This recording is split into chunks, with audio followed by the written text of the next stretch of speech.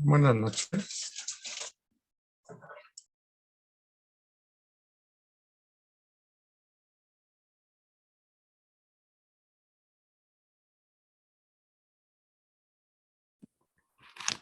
Buenas noches.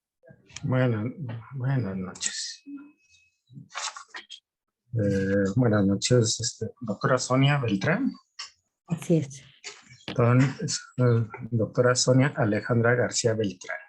Así es. Ok, doctora. Creo que ya va a compartir su pantalla para presentar a la hora que usted me diga. Para Cuando empezar. ustedes estén listos. Ok. Bien, muy bien. Estamos. Ok. Entonces iniciamos. El Colegio de Médicos Cirujanos Mexiquenses les da una cordial bienvenida a otra sesión en representación de la doctora María Isabel Labra Villalobos, presidenta ejecutiva del colegio. Me presento, soy el doctor Gerardo Villagra Cayetano, tesorero y encargado de llevar las actividades académicas del colegio. Les doy una cordial bienvenida y saludándolos a todos nuestros asistentes a esta gran noche. Hoy tenemos un tema muy importante, interesante, que es objeción de conciencia en la práctica médica, donde tenemos un ponente excelente, que es la doctora Sonia Alejandra García Beltrán, que es jueza del juzgado 35º de oralidad civil del Tribunal Superior de Justicia de la Ciudad de México. Voy a manejar un mini resumen de su currículum, que es muy interesante y amplio. Felicidades, doctora. Gracias. Que es egresada de la Facultad de los Estudios Superiores Campus Aragón de la Universidad Nacional Autónoma de México, con doctorado en Derecho, maestría en Derecho Civil, reconocimientos otorgados por el Colegio Internacional de Ciencias y Humanidades en diferentes como catedrática en diferentes diplomados, imparte conferencias de asesoría jurídica diferentes, de lo cual estamos hablando de un currículum extenso, interesante, y yo creo que este tema nos va a dejar muy claro muchas dudas de este tema. Yo creo que si no hay ningún proceso, doctora, para que le dé la palabra y inicie sobre la sesión. Muchas gracias. Bueno, para mí es un honor haber sido invitada por ustedes a su asociación y espero resolver algunas dudas o meterlos en el tema que es bastante interesante, bastante rico, muy novedoso y no queda más que estarnos actualizando y viendo en el marco jurídico cuáles podrían ser las responsabilidades que tienen ustedes como doctores. Entonces, iniciamos con el tema.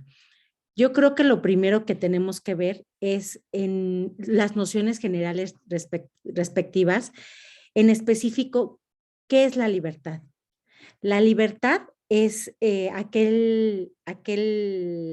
aquella facultad que tiene el hombre de actuar o de no actuar, o de creer o de no creer, o de obrar o no obrar de cierta manera.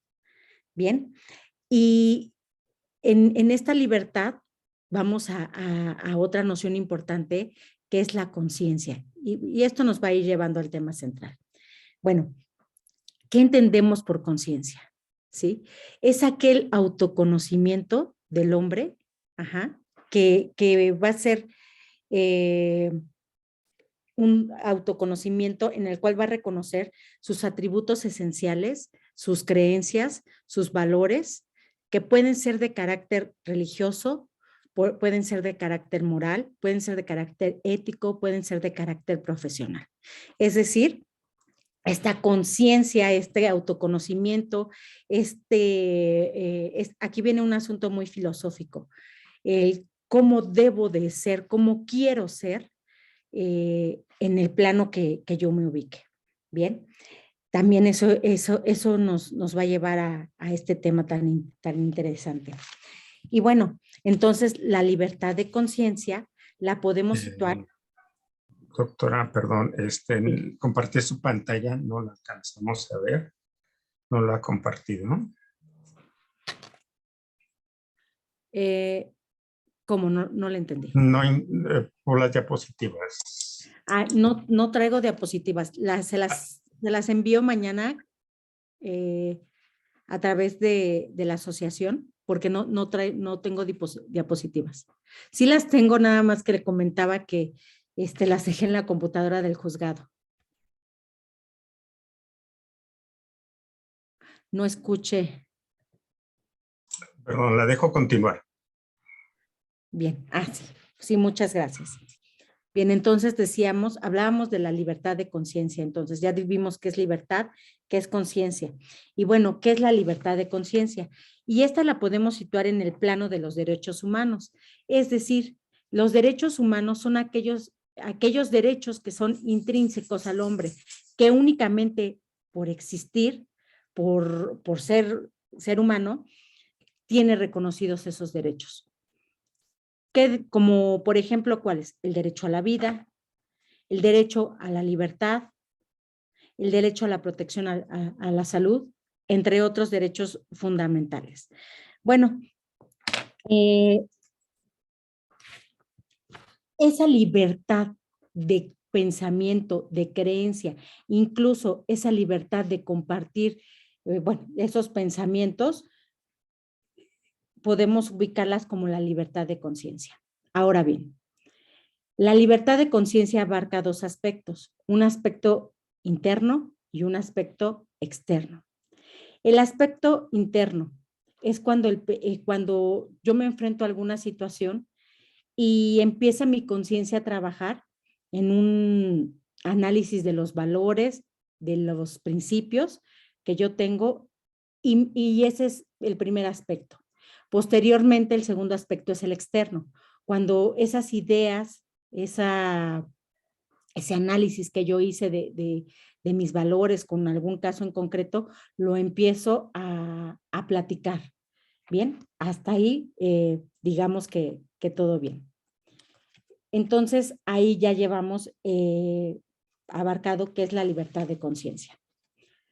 Dentro de las libertades que tiene el derecho, que tiene el hombre y que están reconocidas por los derechos humanos y que son intrínsecas a al ser humano, podemos encontrar la libertad física, la libertad de profesión, la libertad de religiosa, de creer en alguna creencia específica o incluso de no creer en alguna creencia, de no tener ninguna creencia, la libertad de asociación, la libertad de ocupación, la libertad de tránsito, la libertad contractual que le permite a las personas celebrar los actos jurídicos que considere.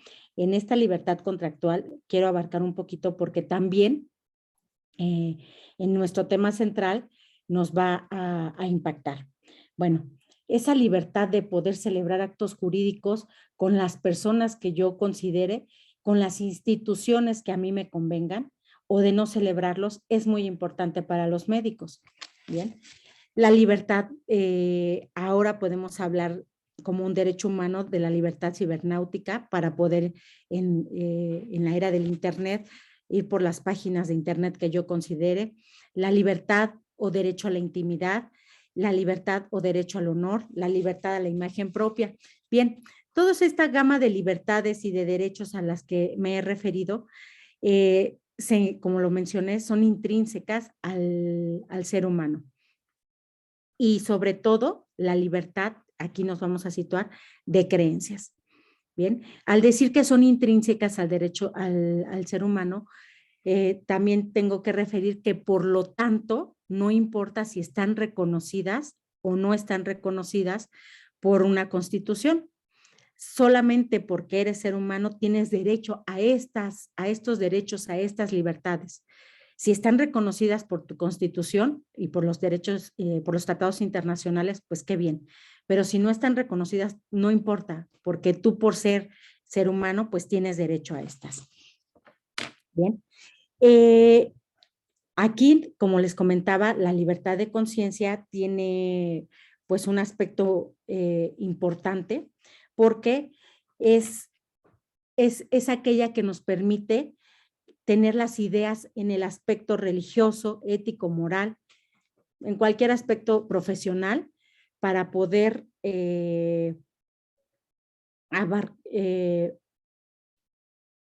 participar o comulgar con determinada actividad. Bien, esta es una naturaleza jurídica, la naturaleza jurídica de la libertad de creencias nos va a llevar precisamente a la objeción de conciencia. El artículo 24 constitucional prevé la libertad de que se crea en las ideas que uno considere. Bien, y entonces aquí viene la objeción de conciencia. Cuando se pone en juego esa libertad, esos derechos de creer en las ideas éticas, profesionales, religiosas, y por otro lado, algo a lo que me encuentro obligado a hacer, derivado de, puede ser un juramento médico, derivado también de un contrato que yo tenga celebrado con alguna institución médica, derivado también de, pues de que me encuentro en la actividad, ¿no? Y que es, yo creo, que el aspecto que se les puede presentar más recurrentemente. Ustedes estando en su actividad médica, prestando los servicios médicos ante una institución, ya sea pública o ya sea de carácter privado, se enfrentan a situaciones que en ocasiones pues los dejan en choque con sus creencias, con su ética, con su profesión. Bien, y esto les voy a poner un ejemplo fuera del aspecto médico para entenderlo mejor. En algún momento se empezó a ordenar que se enlistaran algunas personas que se enlistaran los hombres para la guerra. Este caso yo creo que lo deben de conocer. Mohamed Ali dijo, yo no me voy a enlistar porque mis creencias religiosas me chocan con eso. Yo no puedo matar por el simple hecho de que voy a matar a otro hombre. No puedo matar a un semejante. Bien. Y aún con una consecuencia jurídica que iba a pesar en esa decisión de no enlistarse, él decidió hacerlo. Esto trae colación que, número uno, tenía él una conciencia, tenía él una creencia y tenía una libertad de creer en esto, que chocaba con un ordenamiento jurídico, con una disposición incluso de carácter militar, lo cual conlleva a que si sigue su creencia interna, si la exterioriza, pues desobedece la norma. El desobedecer la norma implica en ocasiones, pues, una consecuencia, ¿sí? La cárcel, una sanción, el no, ya en otros aspectos, no tener un beneficio o en incluso la pérdida del empleo, ¿sí? Entonces podemos advertir ahí en ese ejemplo varios elementos de la objeción de conciencia. Número uno es una creencia. Dos, que esta creencia se contraponga a un ordenamiento jurídico o a una orden judicial, una orden de carácter obligatorio. 3, que una decisión de no acatar la norma, ¿sí? O la disposición. Y 4, saber la consecuencia jurídica y aún así afrontar esa situación. Son esos cuatro aspectos importantes de la objeción de conciencia. Bueno, Ahora, yendo al punto de vista médico, que yo creo que ustedes me van a enriquecer más, yo noto varios casos en los cuales la objeción de conciencia puede estar presente en los casos médicos. En la transfusión sanguínea, esta se puede dar cuando hay un aspecto religioso en algún paciente o en algún familiar de algún paciente que se niegan a transfundir a una persona por ideas. Pueden ser ideas como tener el temor de que se adquiera alguna enfermedad, así como también una creencia religiosa de que al pasar sangre de otra persona al familiar o a la persona, se vaya a ir parte de su conocimiento, parte de su conocimiento pues de vida, ¿no? Ese también ha sido una objeción para no querer recibir sangre ajena. Otro aspecto es el negarse a los doctores. El primero que puse es de parte del paciente hacia algún tratamiento, ¿no? Hacia la transfusión en específico. El segundo es de parte de los doctores, no querer realizar, por ejemplo, un legrado, ¿bien? Porque va en contra de los principios del juramento que ustedes realizaron al momento de protestar su profesión. Ustedes protestaron y juraron, pues, cuidar la vida.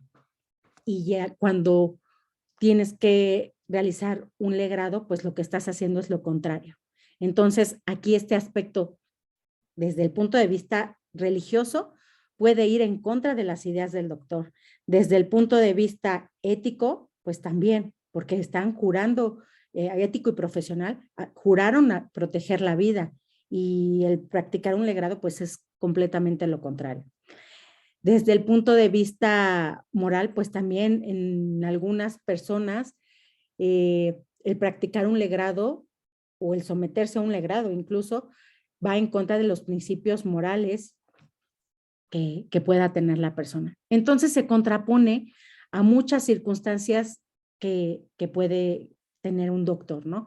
No solamente una idea ética, sino a diferente, todo mi entorno me dice que no lo haga, ¿sí? Y como tengo esa libertad de creencia, esa libertad de conciencia, todo mi entorno en varios aspectos de mi vida, en varios aspectos de mi psique, me está diciendo que no lo haga.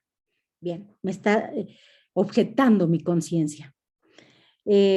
Otro ejemplo que yo puedo encontrar que se contrapone a la práctica médica es cuando se va a experimentar en algún paciente algún tratamiento que no se encuentre ya aprobado. Bueno, finalmente este es un paso, que ustedes lo saben, yo creo que mucho mejor que yo, para dar con un tratamiento adecuado.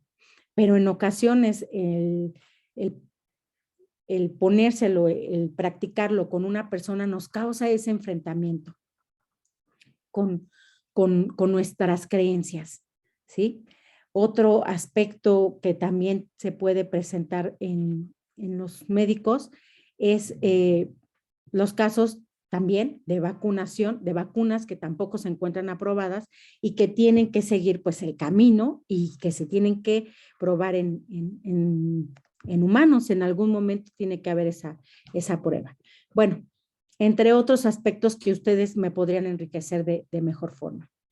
¿Qué pasa entonces cuando me enfrento a esta situación? Hay, por una parte, el derecho humano a la objeción de conciencia. Y por otra parte, esa necesidad de la sociedad que reclaman de los doctores cierto tratamiento, cierta situación médica que va a ir en contra de las creencias de los doctores.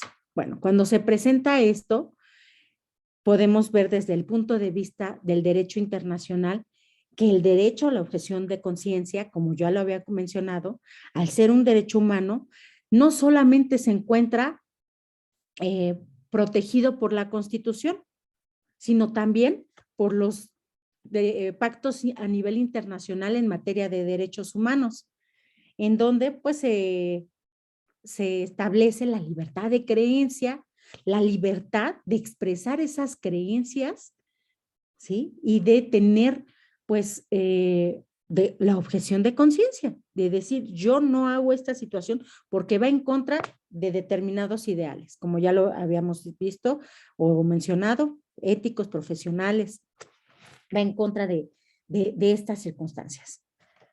Bien. Decíamos la Constitución, los tratados internacionales, las leyes generales, la Ley General de Salud, en su artículo 10 bis, pues reconocía la libertad de la objeción de conciencia, tanto para enfermeras como para médicos.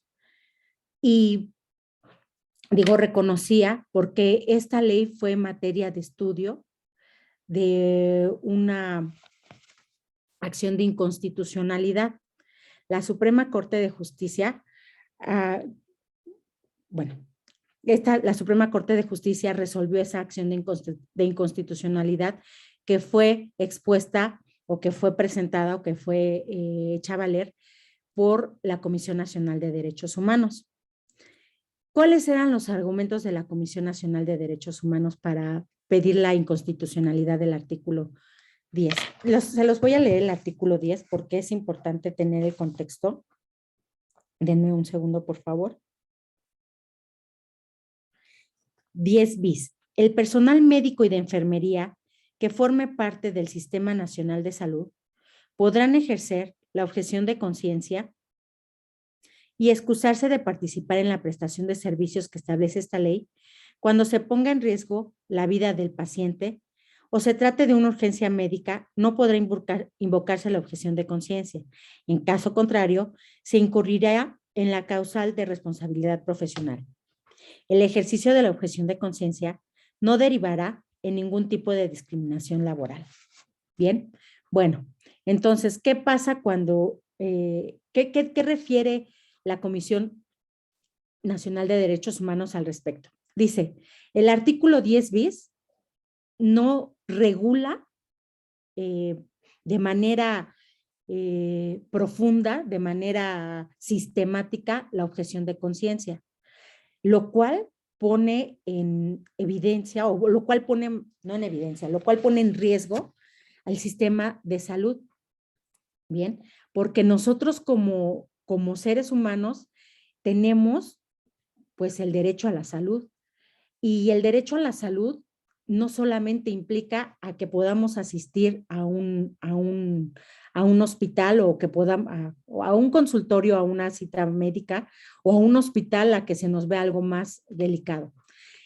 El derecho a la salud abarca mucho más circunstancias, tales como derecho a que yo tenga una vida con salud, derecho a que yo pueda prevenir enfermedades, derecho a que yo tenga una familia que goce de asistencia médica, de buena asistencia médica, derecho a que haya las clínicas suficientes para que la población total tenga acceso a la salud, derecho para que en estas clínicas haya el personal médico y el personal médico y de enfermería suficiente para que puedan atender a la población.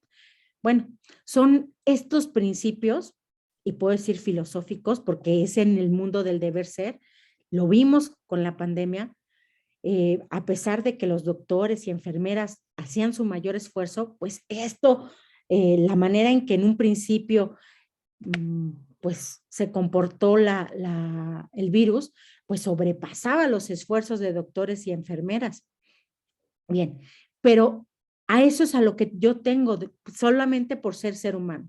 Lo que yo y lo que todos tenemos, doctores, enfermeras, abogados, mecánicos, en general, todos tenemos derecho a esta gama de los servicios de salud.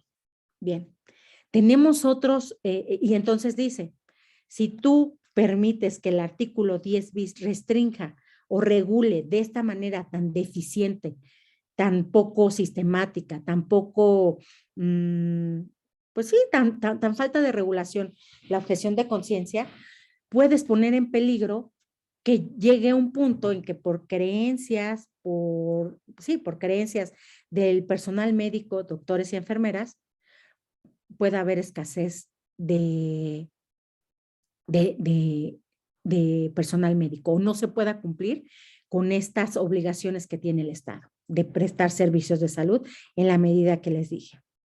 Bien, también puede haber el problema de que además del servicio de salud, hay otros derechos humanos a los cuales, por ser seres humanos, tenemos derecho. ¿Cómo cuáles? Yo tengo el derecho de vivir una vida plena, ¿sí? Una vida plena en todos los sentidos, una personalidad jurídica, a desarrollar mi personalidad plenamente, ¿sí? ¿Y esto qué implica? Pues desde el hecho de dedicarme a lo que yo quiera, tener la actividad que yo desee, decidir el número de hijos que quiero tener, decidir pues cuál va a ser mi esparcimiento, con qué me voy a divertir. Todas esas cosas que a veces se nos hacen triviales forman parte de esta plenitud de la personalidad a la que tenemos derecho. No me pueden restringir pues estos derechos, ¿no? Y en específico, aquí me quiero referir al derecho al número de hijos, el momento en que yo quiera tener mis hijos y si quiero tener, también eso es parte de los derechos. Bien, entonces, dice también la Comisión Nacional para los Derechos Humanos. Si tú no regulas adecuadamente, porque resuelve referente al aborto, si tú no regulas adecuadamente, estás pues dejando primero a cada estado, porque la Ley General de Salud refería que cada estado tenía que regular al respecto, estás dejando a cada estado que regule al respecto, lo cual tú ni siquiera sientas las bases mínimas para que ellos lo hagan, lo cual deja pues al libre albedrío de cada estado el regular al respecto, lo cual puede restringir la libre personalidad de cada ser humano. Y eso sí sucedió. ¿Qué pasó? Mientras en el Distrito Federal estaba legalizado el aborto, en diferentes estados de la República se consideraba un delito. Ajá. Cuando en el Distrito Federal estaba incluso pues ya regulado de manera más eficiente, que tú podías acudir a una clínica de salud y con determinados protocolos, como la edad, como las semanas de gestación, etcétera, podías acudir y realizarte un legrado. En otros estados de la República, recorriendo en automóvil 2 o 3 horas, podías encontrarte con que lo mismo que se hacía aquí, allá lo hacías y se cometía un delito. ¿Y qué originaba eso? Pues que el desplazamiento de personas que acudían al Distrito Federal o Ciudad de México a realizarse pues diversos intervenciones médicas de legrados. Bueno, esa fue otra de los argumentos de la Comisión Nacional de Derechos Humanos. En fin, cada uno de los argumentos que daba eran precisamente atacando el derecho a la salud y al libre desarrollo de la personalidad, ¿sí?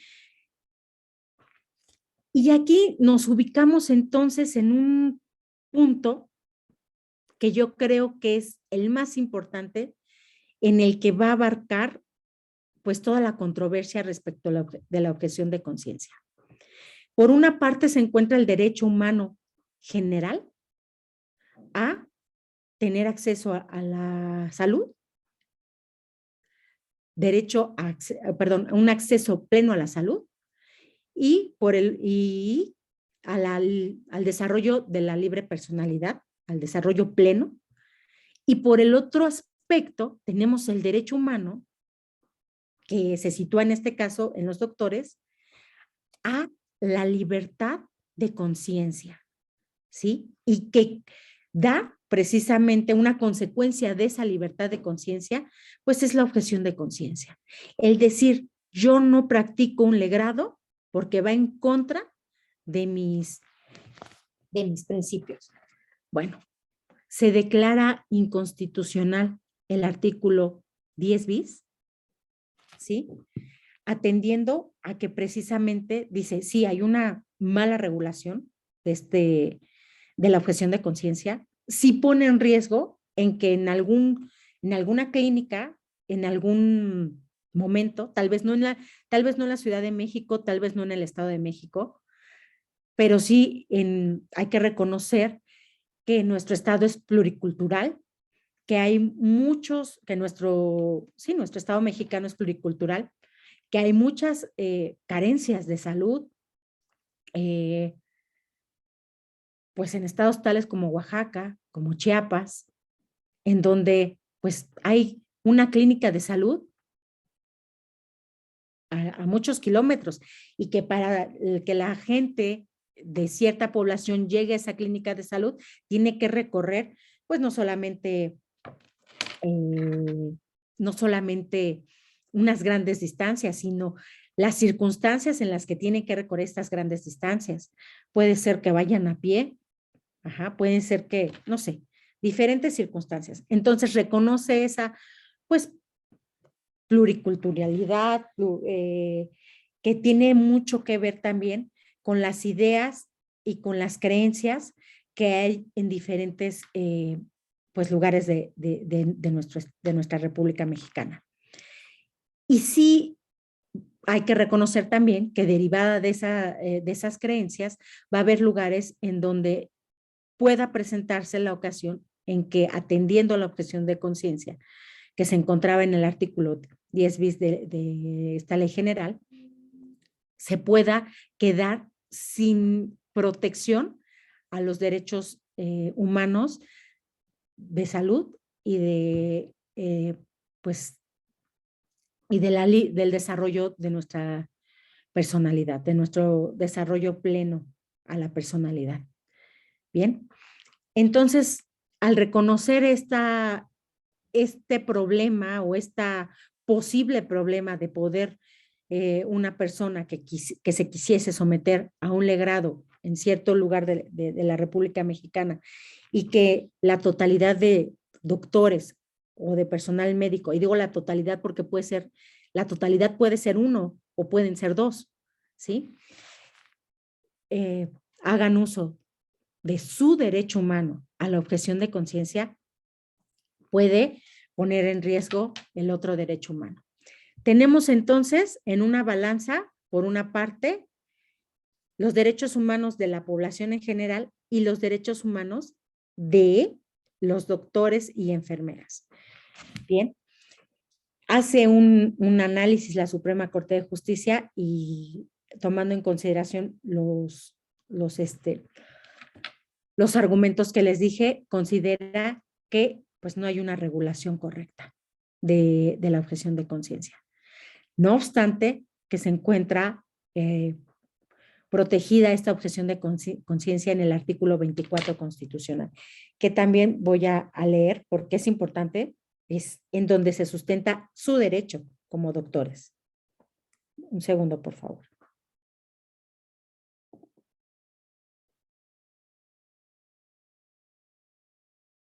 Ay, aquí lo tenía, ya no lo encuentro. Un segundo. Artículo 24.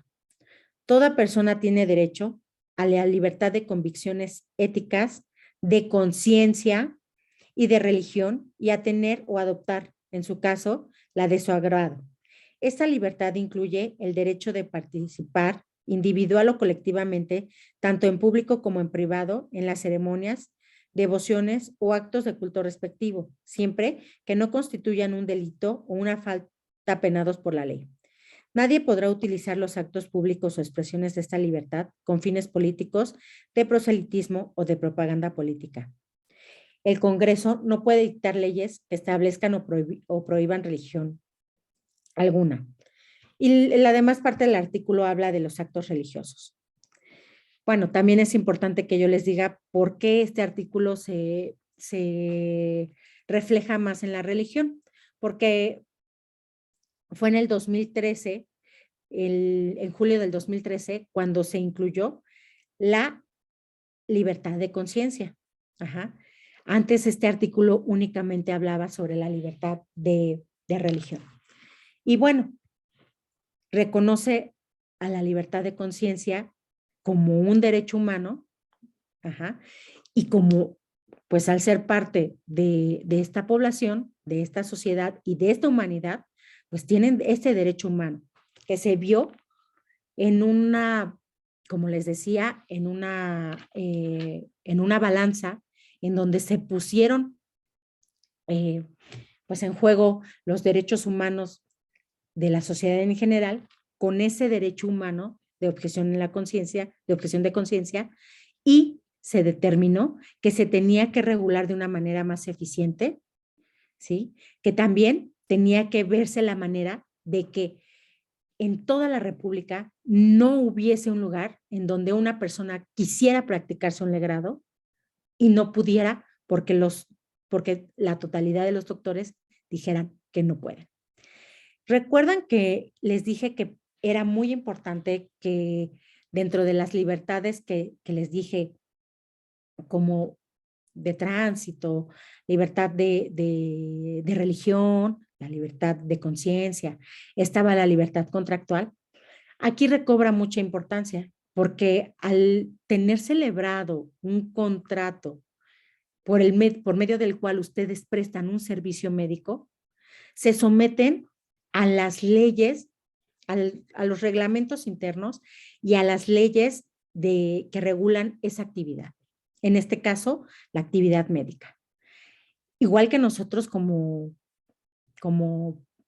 jueces o como parte del órgano jurisdiccional, me refiero desde el escalón más bajo hasta el escalón más alto, pues tenemos que respetar, promulgar, promover, y en caso de ver que se han violado, garantizar y poner nuevamente ¿cómo se dice? Bueno, regresar al derecho humano, ¿no? O sea, que la persona no le sea violentado su derecho humano. Así como nosotros los jueces tenemos esa obligación, también los médicos tienen que, y toda autoridad y toda persona que trabaje para el Estado, tiene que, pues, ver que los derechos humanos en general sean respetados. Por eso es que también a ustedes los regula, pues, los tratados internacionales, la Constitución, y por eso es que se ven obligados a, pues, a practicar procedimientos como el aborto, ¿sí? Como también decíamos, ¿no? Y qué difícil, cuando estaba preparando esta conferencia, este caso que vi, que analicé, se me hizo un poquito difícil. Ustedes tratando de preservar la vida, tratando de darle el tratamiento, pues que consideran y que saben, no que consideran, que saben que les va a salvar la vida y que va a cambiar de aquí en adelante la situación médica que está viviendo una persona, no lo puedan hacer porque el papá o la persona diga no, porque tengo esta creencia religiosa, ¿sí? Es una situación muy difícil en la que yo creo que ustedes se han encontrado y que, pues, finalmente tienen que, pues, que respetar, ¿no? Tienen que considerar la opinión y la objeción de conciencia que tenga esa persona. ¿Alguna pregunta que quieran realizar?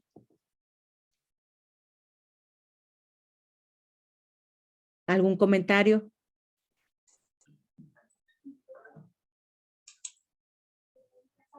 Ninguno hasta ahorita, doctora. ¿Ninguno? No. ¿Algún caso que hayan vivido y que nos quieran exponer que podamos comentar?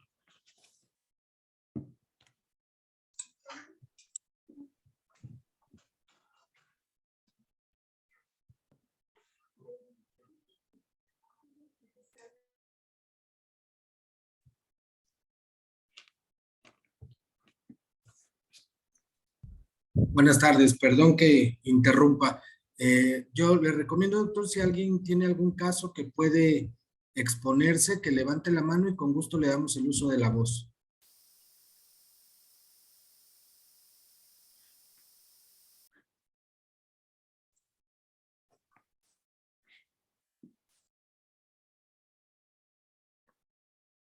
Bueno, una cosa que quisiera agregar también es que la objeción de conciencia.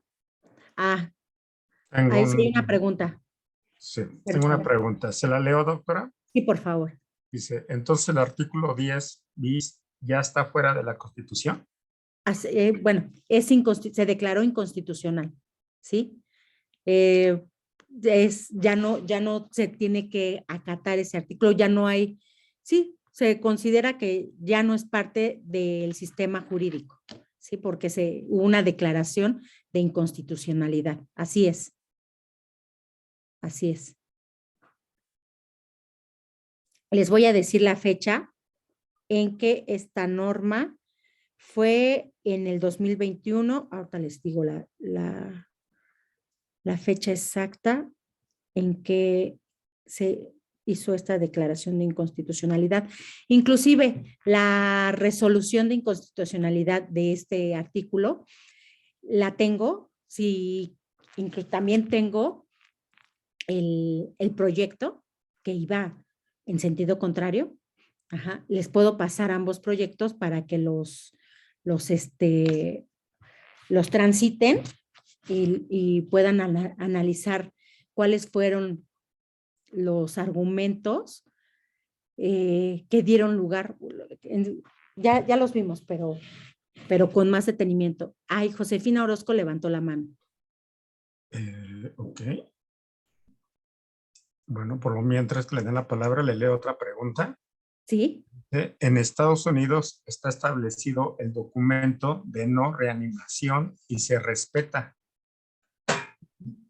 En caso de México, hay un documento que se llama Directriz Médica. ¿Se respeta aquí en México? Si se respeta ese documento de directriz médica. Sí, doctora. Es la pregunta. Bueno, miren. Precisamente hay un criterio jurisprudencial anterior a la declaratoria de inconstitucionalidad del artículo 10 bis, donde refiere que cuando derivada de creencias religiosas, el paciente o el familiar del paciente solicita que el tratamiento se haga fuera de los protocolos establecidos para ese tratamiento, fuera de la ética y de los parámetros médicos establecidos, el doctor no está obligado a prestar ese tratamiento. Es decir, si yo por mis creencias religiosas, es que no se me ocurre pensar una circunstancia tan específica así, si yo por mis creencias religiosas les pido que una vacuna no me la pongan en el lugar donde se encuentra previsto, el doctor no tiene, ya que va en contra de lo que él sabe, de sus conocimientos científicos, de lo que es común, ¿no? Sabes que esta vacuna es un ejemplo a lo mejor absurdo, ¿eh? Está probada que te la tienes que poner en el brazo. No te la puedes poner vía suero. En fin, atendiendo a que va en contra de sus conocimientos, de su ética, de las directrices médicas, de los protocolos que refieren cómo actuar, no, el doctor no tiene por qué seguir o prestar un tratamiento, pues, fuera de estas directrices. Esa jurisprudencia, tengo que decir, que es anterior a la declaratoria de inconstitucionalidad del artículo 10, como ya se los había referido.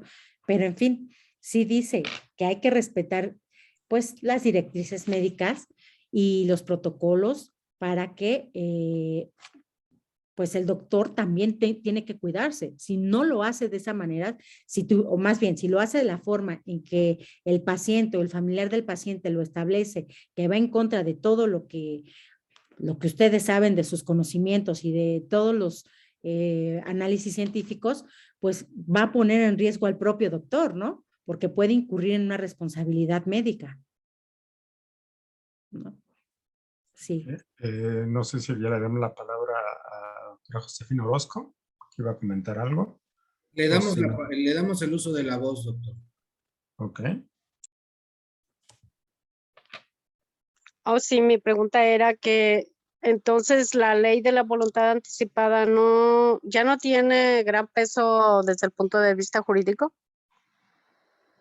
La ley de la voluntad anticipada ya no tiene gran peso desde el punto de vista jurídico. Sí, sí tiene peso desde el punto de vista jurídico.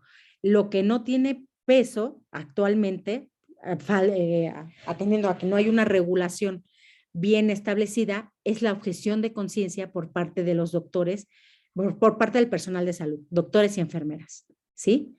Es decir, no se puede negar a practicar un legrado. No se puede negar a, o sea, bueno, a practicar un legrado, es a lo que se refirió esta declaratoria o el caso que se analizó en la declaratoria de inconstitucionalidad. Pero bueno, al declarar inconstitucional este artículo, ya no formar parte del sistema jurídico nacional actual, vigente, digámoslo así, sí formó parte en algún momento, pero ya no es del vigente, pues entonces la objeción de conciencia que los doctores y el personal médico podían hacer ya no tiene una regulación. Bien, creo que por eso hay que pugnar, ¿no? Porque se regule la objeción de conciencia, respetando los parámetros que la propia resolución de declaratoria de inconstitucionalidad da. Es decir, que en ningún lugar de la República Mexicana pueda haber una clínica en donde, atendiendo a la objeción de conciencia, no se pueda practicar un legrado. ¿Sí? Ok. Pregunta, Por ahí comenta. otra manita Sí, levantada. muchas gracias. Sí, muchas gracias. Entonces, tengo entendido que ante un problema de demanda, si existe ese documento bien firmado, o sea, firmado de acuerdo al INE y que se adjunte una copia del INE como para ratificar o que compruebe que realmente la firma es legítima, que solicitó el aborto, pues el médico esté totalmente amparado. De eso me imagino, ¿no? Sí, bueno, yo creo que es el caso contrario, pero sí tiene que ser, es muy importante porque pueden haber gente o personas que en algún momento estén solicitando un procedimiento de este tipo y días después digan, no me lo tuve que hacer, me arrepiento, y traten de culpar al doctor, ¿no? ¿Es a lo que se refiere? Sí, exactamente. O sea, que en un momento dado diga la persona, una vez que se le realizó el legrado, que se retracte y ahora sí diga, yo no quise, yo no lo solicité, el médico me lo hizo, o sea, y que diga, esa no es mi firma, la desconozco. Tiene que haber un consentimiento firmado. Si esto se va a tribunales y ella desconoce su firma, sería materia de un procedimiento en donde tendríamos que desahogar periciales, bueno, tendrían que ofrecer periciales, desahogarse las periciales, y nosotros tendríamos que ver con estudio grafoscópico, con un auxiliar, un perito auxiliar en grafoscopía, tendríamos que ver si eso no es la firma de la paciente. Ya implicaría un procedimiento judicial y pues desahogar pruebas como la pericial, ¿sí? Aquí yo creo que es al revés. Aquí yo creo que es, yo me quiero practicar un legrado, pero los doctores dicen, no, yo no lo voy a practicar porque ese argumento interno, esa lucha interna entre mis valores y lo que estoy obligado a hacer por una norma, me dice que no lo haga. Tengo que exceptuarme de cumplir con la norma jurídica porque va en contra de lo que yo creo y pienso, ¿sí? Por eso les decía, la objeción de conciencia encuentra dos momentos. El primero, que es interno. Cuando yo hago ese análisis y digo, voy a practicar un legrado, pero si yo estudié para salvar la vida, no creo que deba hacerlo. Además de que, bueno, yo soy católico y yo sé que si me practico o ayudo a un legrado, ejemplo, me voy a ir al infierno. Y además, mis valores éticos personales, no profesionales, mis valores éticos refieren que yo como ser humano no puedo quitarle la vida a otro ser humano. Y mis valores profesionales, como ya lo dije, yo juré que que iba a cuidar la vida, que iba a protegerla. Va en contra de todo lo que yo he profesado como ser humano y como profesionista. Entonces, haciendo uso de mi derecho humano, porque también soy ser humano, soy doctor, pero primero soy ser humano, y también como doctor tengo derecho a que se me protejan mis derechos humanos, conforme al artículo 24, yo tengo libertad de creencia. Ajá. Y yo creo que eso no está bien. Y por eso yo, en una objeción de conciencia, decido apartarme de la norma y no practicar el legrado. Ajá. Esa es en donde ustedes como doctores tienen ubicado el derecho de objeción de conciencia, ¿sí? En ese, pues sí, en ese juego primero interno y luego externo, porque ya cuando decido no realizarme, apartarme de la norma jurídica, ya es algo externo, ya estoy, pues sí, haciendo actividades que reflejan ese proceso interno, ¿sí? Bueno, entonces decíamos,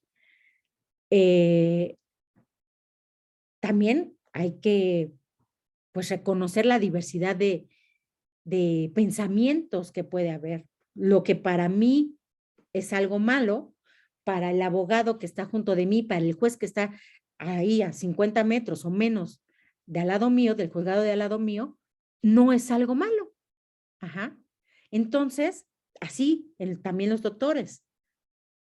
Lo que para mí realizar un aborto es algo que va en contra de todo mi sistema, para otro doctor no va a ser así. Bien, sin embargo, lo que decíamos, al ser pues una entidad, un estado, una república mexicana con un territorio inmenso, con una pues diversidad, pues ideológica, bueno, una diversidad en todos los aspectos muy grandes, sí puede haber lugares, atendiendo también a que hay, como lo decía, en estados donde hay una clínica con un solo doctor o con dos doctores, y si esos dos doctores hacen uso de su objeción de conciencia, puede ser que si una mujer llega a esa clínica, no exista personal médico que le realice un legrado, ¿sí? Entonces, es ahí ese punto, es ahí pues esa lucha de derechos humanos, el derecho a la libertad de conciencia y el derecho a la salud y a la libre a la libre y al pleno desarrollo de la personalidad jurídica que se vieron confrontados. Veo por ahí algunas preguntitas, algunos Sí. comentarios.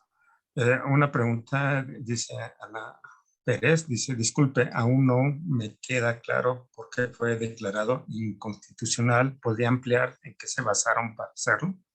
Sí, claro, claro que sí.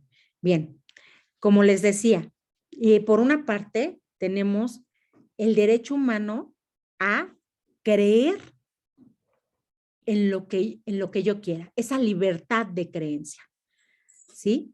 De conciencia. Es decir, bueno, creencia y conciencia en dos aspectos diferentes, ¿no? De creencia en una religión y de conciencia es esa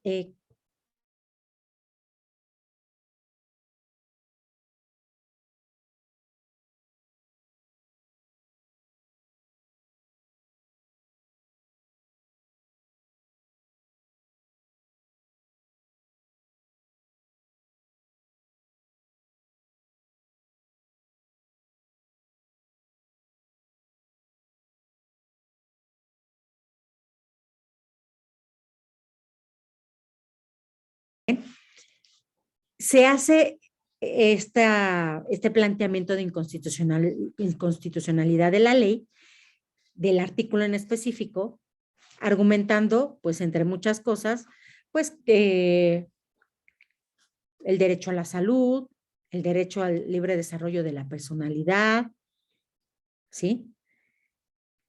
Y se pusieron en la balanza esos derechos humanos. El derecho de la objeción de conciencia o de la libertad, va relacionado, de la libertad de conciencia, de creencia y la objeción de conciencia con el derecho a la salud y al desarrollo de la personalidad. Bien, se hace ese estudio y dice, si reconociendo las circunstancias que se encuentran pluriculturales del país, reconociendo también las circunstancias que tiene el sistema de salud pública, no en la Ciudad de México, sino, o bueno, digo, no en la Ciudad de México porque creo que estamos en condiciones privilegiadas, pero sí tenemos que reconocer que hay estados que se encuentran en crisis médica y porque no hay clínicas. Empecemos porque no hay clínicas. Es más, ni siquiera empecemos porque no hay clínicas, sino empecemos porque no hay, ¿cómo se llama? No hay consultorios médicos. Ajá, o sea, empecemos por el escaloncito, ¿no? No hay consultorios médicos para tratar una enfermedad del estómago. Ajá. No hay clínicas para tratar, no sé, un padecimiento cardíaco o hepático, no sé, algo ya más profundo, ¿sí? Y los que hay se encuentran a grandes, para llegar a estos tenemos que recorrer o tiene que recorrer la población grandes distancias en circunstancias que no sabemos y que lleguen, finalmente logran llegar y que lleguen y no les puedan practicar.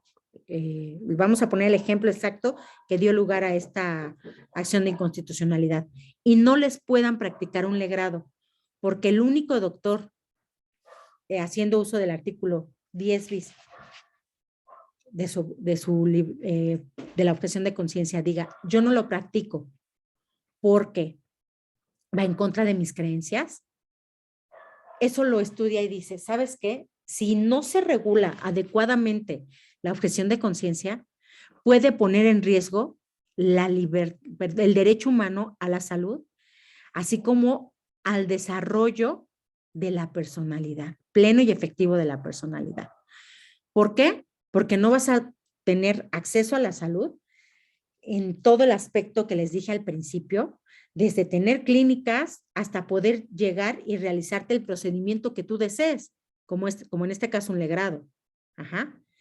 La otra situación es que al tener derecho al libre desarrollo de mi personalidad, yo como mujer y como hombre tengo la libertad y el derecho de decidir si tengo o no tengo hijos, cuándo los tengo, el número de hijos que quiero tener, entre otros derechos, así, pero en específico vamos a hablar de esto. Entonces, si el artículo 10 restringe o imposibilita el derecho a la salud y a la libertad y al desarrollo de la personalidad, fueron los argumentos que se consideraron para declarar inconstitucional. Se dijo, se tiene que regular de manera sistemática, de manera completa, el derecho de objeción de conciencia del personal médico, de los doctores y enfermeras. Se tiene que regular para que ellos puedan, porque no se puede quedar en el limbo su derecho humano. El Estado tiene que encontrar una solución para poner en equilibrio estos dos derechos. Lo que pasó, así en términos muy coloquiales, es que con el artículo 10 constitucional, al hacer el estudio, se advirtió que teniendo en esta mano la objeción de conciencia y en esta mano la salud y el desarrollo pleno de la personalidad, se vio que si se hacía esto y los doctores y personal médico, enfermeras, hacían uso de la objeción de conciencia, se iba a quedar abajo el derecho humano a la salud y el desarrollo a la personalidad. Entonces, lo que se trató de hacer es buscar el equilibrio. Pero mientras se busca el equilibrio, pasó lo contrario. El libre desarrollo de la personalidad y el derecho a la salud desplomó al derecho de los doctores, al derecho de objeción de los doctores, ¿sí? Y del personal médico. Va a haber un punto en donde, bueno, es obligación del Estado encontrar la solución a este problema jurídico, médico y social. Es un problema social, ¿sí? Porque no puede quedar desprotegido su derecho, pero en lo que encuentran esa solución, en lo que encuentran la debida regulación a la objeción de conciencia, de estar así, a esto, pasó a estar completamente, pues, sin protección su derecho humano. Así, sin protección. Aquí en caso hay una pregunta parecida que dice, en caso de una represalia por parte del hospital hacia un médico que se niegue a realizar un negrado, ¿cuál es el procedimiento legal que ampara al médico? Pues ahorita, atendiendo a que este artículo es inconstitucional, no se podría negar sin consecuencias legales. Tendría que hacer la objeción de conciencia y sufrir las consecuencias legales.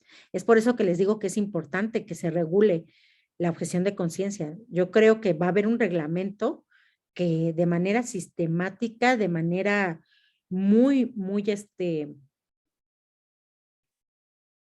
protectora hacia los doctores y muy protectora hacia la población, regule este derecho que en este momento pues se encuentra en el aire. La doctora María Isabel dice, buenas noches, ¿cómo determinar la conciencia plena o no plena para saber si es responsabilidad médica o incumplimiento de un deber o incluso un delito? Bueno, es una pregunta muy interesante. Yo creo que ustedes se presentan con este problema pues continuamente. Entiendo así la pregunta. Estando en el hospital, hay una persona que no sabemos si tiene conciencia o no si tiene conciencia o no, si está delirando o está consciente y se niega a recibir un tratamiento médico. esta negación a recibir el tratamiento médico la puede poner en riesgo su vida, puede poner en riesgo su vida, ¿sí?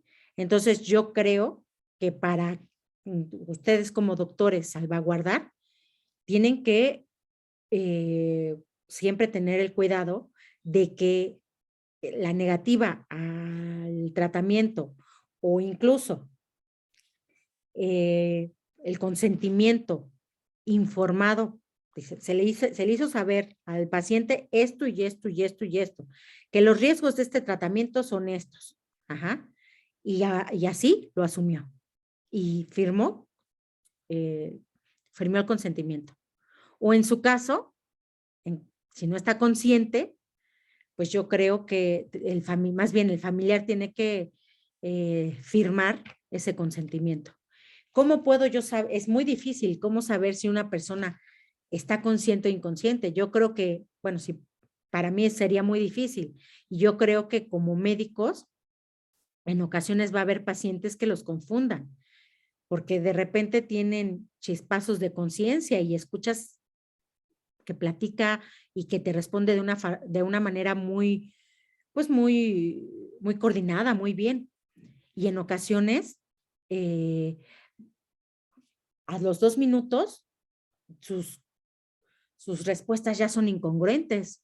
Entonces, ¿cómo sé si esa persona tiene la capacidad para emitirse el consentimiento o no? Entonces, si me encuentro ante esta situación, yo bueno, yo no soy doctora, pero si yo fuera doctora y con la experiencia en derecho que tengo, pediría la firma del familiar, además de la firma, en caso de que, le digo, que parezca tener conciencia, también de la firma del paciente, o sea, de los dos, ¿no? Que los dos de común acuerdo y una vez que se les informaron las consecuencias o de no dar cierto tratamiento o de dar cierto tratamiento, firmaron. Ajá. Ya sea la negativa o el consentimiento. ¿Sí? O sea, yo haría que las dos personas me firmaran. Otra pregunta que refiere, dice, se supone que el derecho a la vida está muy encima de otros ordenamientos jurídicos, según la pirámide de Kelsen. Entonces, ¿cómo obligar al médico a practicarlo? ¿No es jurídicamente contrario? Fíjense que es algo muy, ¿cómo les diré? Es algo que vemos en el aspecto jurídico, lo vemos muchas veces. Hay dos derechos humanos que se encuentran hasta arriba de la pirámide de Kelsen.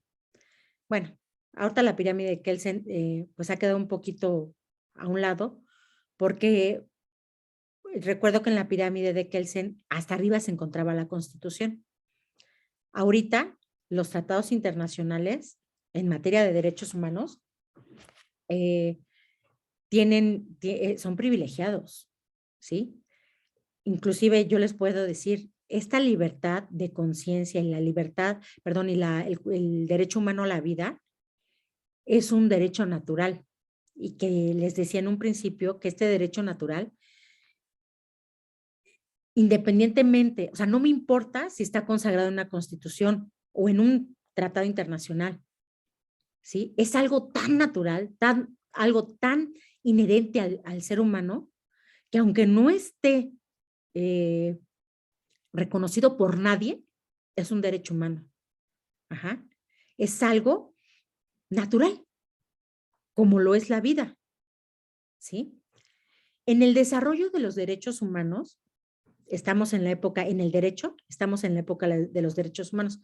Bueno, incluso ya no, porque bueno, en la 10ª época de la jurisprudencia emitida por la Suprema Corte de la Justicia y de los órganos federales, existió la 10ª época.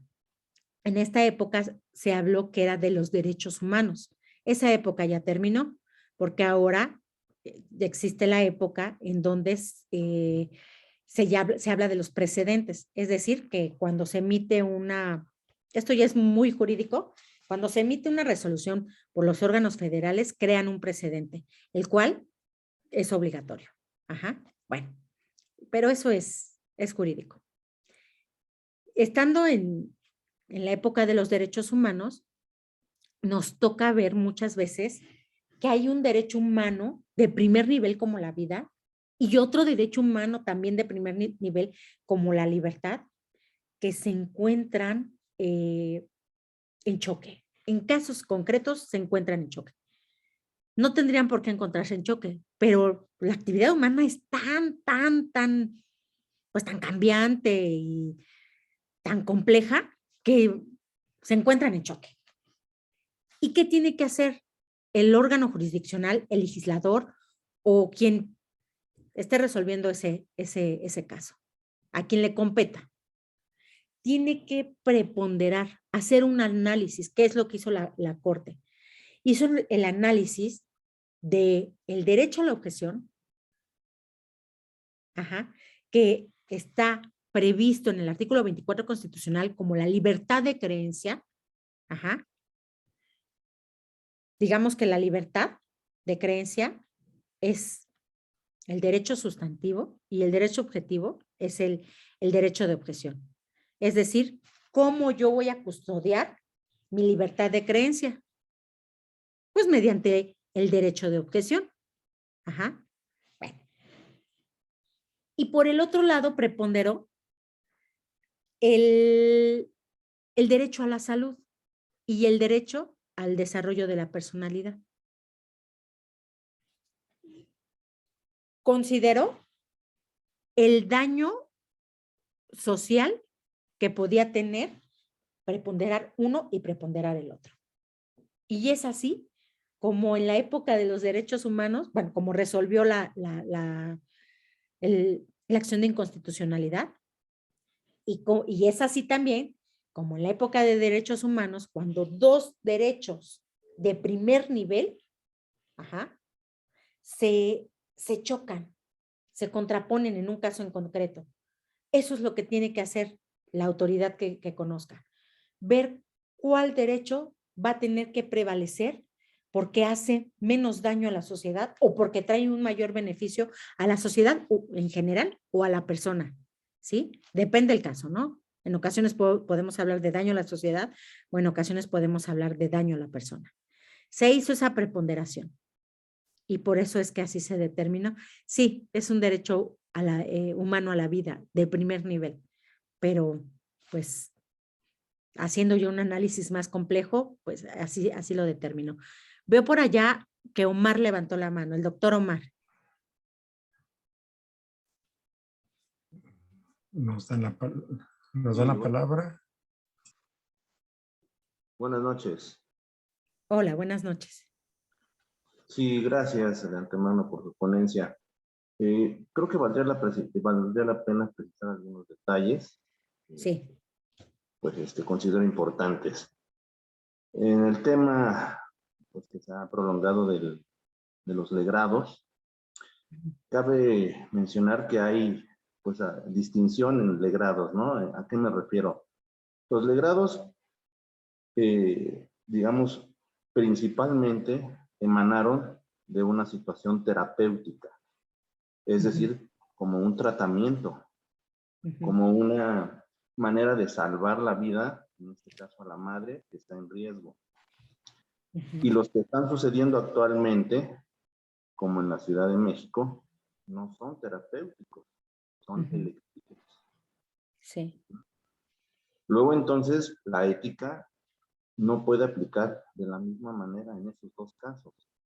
Olvidándonos de las situaciones religiosas, simplemente no puede ser visto de la misma manera, porque usted tocaba incluso el tema del juramento hipocrático. Claro. Bueno, si nosotros juramos preservar la vida y acabo de mencionar que el legrado emana de una situación terapéutica principalmente, pues estaríamos nosotros mismos contraponiéndonos a lo que juramos, porque nosotros procuramos la vida, en este caso, de la señora que está en riesgo de perder la vida por un sangrado y que se le tiene que realizar un legrado, y contraponerse a eso, pues definitivamente tiene toda la razón la señora de ganar y de demandar y que el médico pague las consecuencias.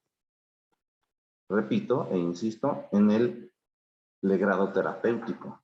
Sin embargo, en el legrado electivo, creo que ahí sí tendríamos que ver las cosas y usted como personal del área jurídico, pues no puede ser juzgado de la misma manera. Sin embargo, desgraciadamente, el gremio médico, por esa falta de unión, que también vi algún comentario, pues no hacemos valer ese tipo de situaciones que no pueden ser tratadas de la misma manera.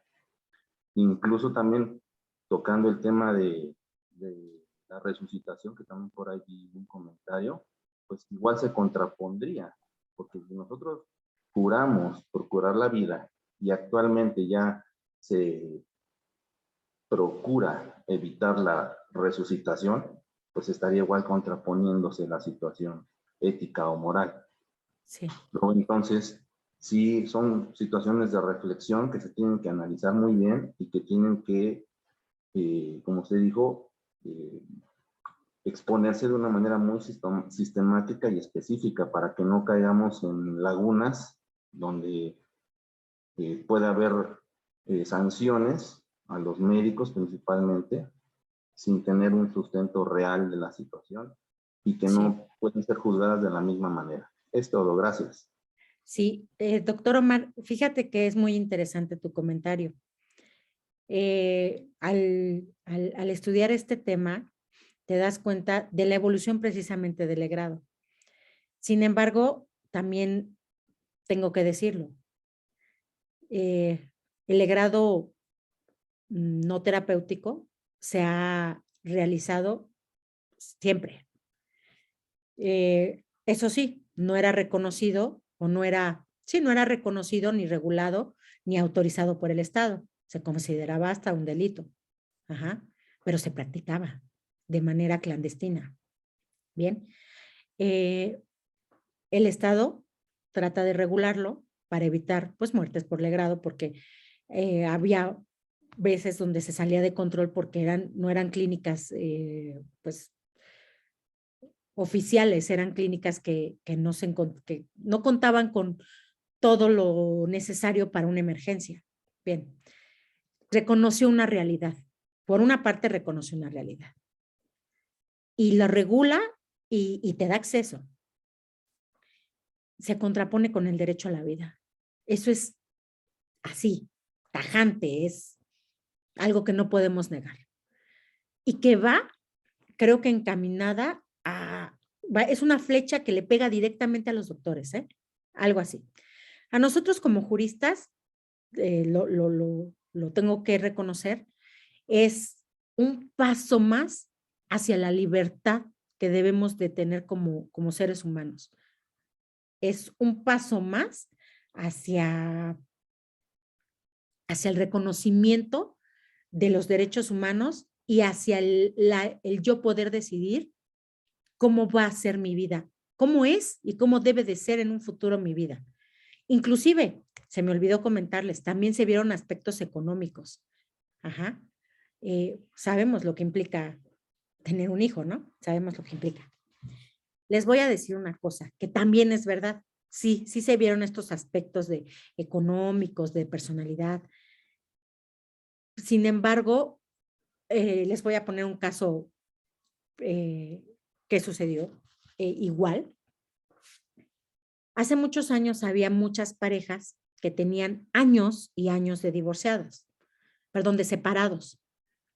Pero la regulación en el Código de Procedimientos Civiles decía que para poder divorciarte tenías que acreditar una causal de divorcio. Y ya, las enumeraba, ¿no? Había gente que demandaba y que se llevaban años y años y años en el procedimiento tratando de acreditar una causal. Y hay gente que se divorciaba, acreditaron la causal y se divorciaban. Y hay gente que no se divorciaba y seguía casado, pero pues ya cada quien tenía su pareja, a lo mejor hasta diferentes hijos, con otros hijos con otras personas, etc. Hay una reforma y el Estado reconoce esta situación Y dice, de hoy en adelante, el que se quiera divorciar no tiene por qué acreditar la causa por la cual se quiere divorciar, simplemente se divorcia. Empieza la escalada de divorcios y fum, fum, fum, fum. ¿Qué ha pasado? Bueno, que ahora los matrimonios no duran. Ajá. Que pues ya la gente ni se quiere casar porque pues, ¿para qué se casa si se puede divorciar con esta facilidad? ¿Y qué puedo yo analizar de esto?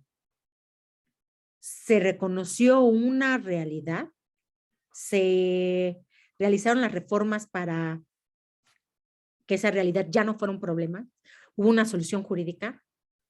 ¿Y en dónde está la falla? En que la familia no fue fortalecida. No vi planes, no vi psicólogos, no vi,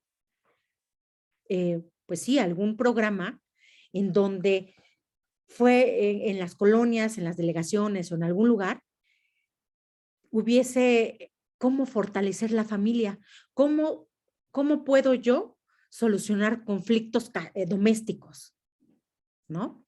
Que eso sería algo importantísimo para fortalecer la familia. A veces las familias no se pelean por grandes problemas, sino por pequeños problemas se divorcian, ¿no? Por pequeñitos y pequeñitos, el cúmulo. ¿Cómo puedo yo aprender a dialogar con mi pareja? ¿Cómo puedo yo poner soluciones para fortalecer la familia? Entonces, no hubo un programa, no hubo una estrategia que, bueno, sí hubo una reforma que hizo que el divorcio fuera más ágil, pero la familia no fue fortalecida. ¿Y qué pasa en este caso? Trayendo ese ejemplo al caso en concreto, el derecho a la salud, el derecho al desarrollo, a la personalidad libre y plena, se ven fortalecidos. ¿Y cómo fortalezco la vida? Hace muchos años, yo creo como 30 o 40, no me acuerdo, hubo una campañas en donde, y creo que todavía hay, en donde te regalan condones en las clínicas, en los centros de salud. Ajá. Inclusive en algún momento regalaban afuera de las escuelas, afuera de los metros y después de esto ya no hay ese auge de estar regalando condones y así. No encuentro de manera visible, que realmente se note, un programa que me ayude a que no haya adolescentes embarazadas, a que yo como mujer tenga no solamente las herramientas, un condón, por ejemplo, sino que también tenga el conocimiento y la conciencia, ese conocimiento razonado de mí misma, etc., como ya lo habíamos platicado, que me haga decir, no quiero tener un hijo ahorita. ¿Y cómo lo hago? Si quiero no tener un hijo, pero desarrollar plenamente mi sexualidad. Ajá. No hay algo que yo vea tajante, así algo comerciales en la tele, algo visible, ajá, que fortalezca esa libertad. Entonces, esa vida, perdón, que también va unado a la libertad o va enganchado con la libertad. Entonces es difícil,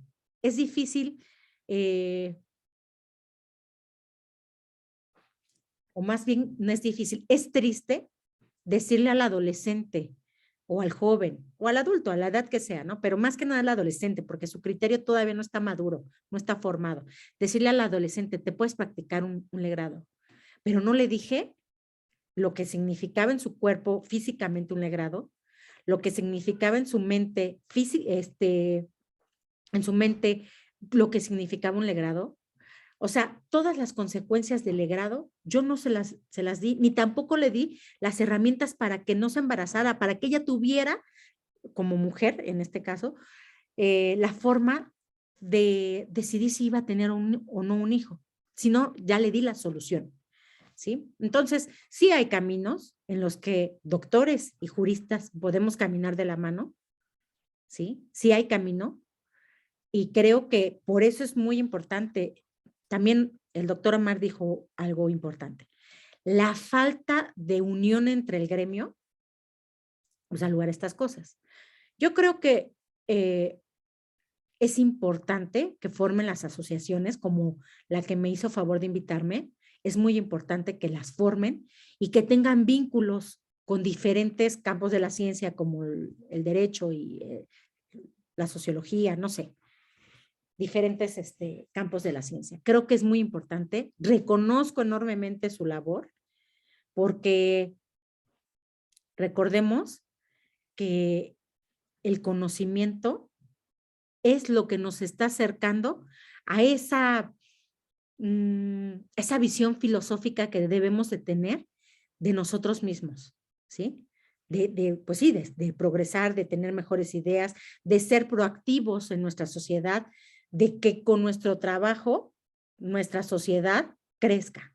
Creo que es una forma en que ustedes colaboran, haciendo esta sociedad, entrando a este y a otro tipo de conferencias, de juntas. Bueno, ¿alguna otra pregunta? Muy cierto, doctora. Normalmente el gremio hay que juntarse más para ese tipo de procesos, que es difícil juntarlos, pero se tiene que hacer para muchas soluciones. Tenemos muchas preguntas, doctora. No sé si hay opción de enviárselas a su correo y nos dé respuesta para los asistentes, para pasar al siguiente. Ahí hay un comentario. Le comento que en los centros de salud, no, perdí la pregunta. Se me abrió. Le agradezco la explicación, sin embargo, las creencias no lo son en cuanto a la religión, de lo cual muchos se amparan. Sí, claro. Decíamos creencias religiosas, creencias éticas, creencias profesionales. O sea, la conciencia humana puede abarcar muchísimo, muchísimo de los aspectos de la vida de una persona. El legrado es solo un problema, si lo quiere llamar así. Supongo que es lo mismo que sienten los padres de los niños con cáncer, que al llegar por fin a un hospital les dicen que no se les cubre el costo de nada y ni quimioterapias hay. Habría que saber cuáles las circunstancias de ese legrado, porque tampoco se trata de ir por ahí, quitando la vida. Así es. Sí, muy cierto. Sin embargo, pues ahorita, fíjense, no se trata de ir por ahí quitando la vida. Sin embargo, como le decíamos al doctor Omar, ahorita el legrado sí es por alguna circunstancia médica, pero también es por elección. ¿Qué es lo que decía? Pues hay que fortalecer otras cosas, ¿no? O sea, campañas para jóvenes y adolescentes, ¿no? Como adultos también nos puede suceder, pero creo que es menos la probabilidad. Ay, perdón, le interrumpí.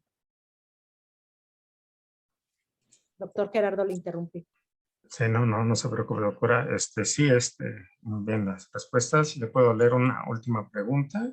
Claro. Me comentan, la última dice, en los centros de salud, al menos en la zona donde estoy, se tratan de promover los métodos anticonceptivos. Todos los métodos son gratuitos, se tratan de promover en la consulta, pero a veces lamentablemente los papás son los que ponen las trabas al no querer que a sus hijos le hablemos o en su defecto lo usen. Sin embargo, resulta irónico que tenemos alto índice de embarazo en la adolescente. Sí, es muy triste esto. Obedece a un sistema de creencias sociales, culturales, históricas, ¿no? Desgraciadamente, en muchos padres hablar de sexo significa invitarlos al sexo. Cuando la verdad es reconocer que somos seres sexuales, la gran mayoría, ¿no? La gran mayoría somos seres sexuales, que es una condición natural del hombre y de la mujer. Entonces yo creo que tendríamos mejores resultados si reconocemos que somos seres sexuales, que pues, no sé cómo, médicamente no sé cómo llamarlo, pero que esa curiosidad o que ese despertar al sexo es en la adolescencia y que es ahí donde tenemos que platicar con nuestros hijos de sexo, no invitarlos al sexo, sino platicarles de métodos de anticonceptivos, de consecuencias, fíjense, como mamá de un niño, yo tengo que inclusive hablar de que sabemos, ¿no? Cómo son las circunstancias jurídicas actualmente, de que se cerciore que si va a tener un encuentro sexual, que la niña esté completamente, como decía hace ratito en la pregunta, su voluntad plena, que tiene voluntad plena para tener sexo en cualquiera de los aspectos, desde tocarla hasta otro aspecto más profundo, ¿no? Entonces, tenemos que hablar con nuestros hijos de circunstancias que por nuestra cultura a veces nos van a apenar, pero ni modo, nos tenemos que quitar esa pena y ser conscientes que entre más conocimiento tengan, entre más hablemos con ellos, mayores herramientas tienen para llegar al éxito, porque es lo que queremos, ¿no? Que ellos lleguen al éxito. Adelante. Doctor Gerardo. Sí, ya sería la última pregunta, doctora. Son muchas y excelente plática. Sería opción mandárselas a nuestro correo para que nos dé respuesta de algunas. Sí, sí. Para darle la palabra a la presidenta, no sé si quiera también ella comentar algo sobre este tema. Y obviamente Buenas noches a todos. Pues rápidamente porque se extendió mucho y eso es algo bueno, porque quiere decir que tuvimos 25 participantes y eso nos habla muy bien del interés que tienen el gremio médico en este tema tan controversial, pero al mismo tiempo tan delicado porque todos lo estamos viviendo de una o de otra forma. Agradezco mucho a la doctora Sonia García por su brillante información que nos compartió.